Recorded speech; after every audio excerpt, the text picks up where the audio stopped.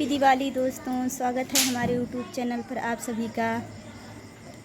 दोस्तों आज है दिवाली, हम लोग का सबसे बड़ा त्यौहार। और आज मैं अपना घर सजाई हूँ।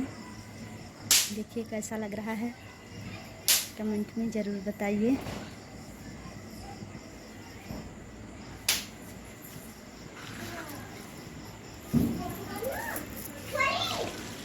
ए बेटा रौनक, आ जाओ।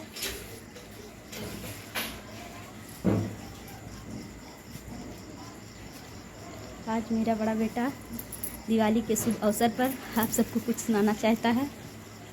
जैसा लगे कमेंट में ज़रूर बताना। सुनाओ।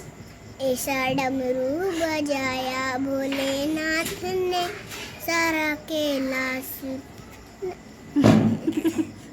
बुलाएंगे। दिवाली वाला सुनाओ।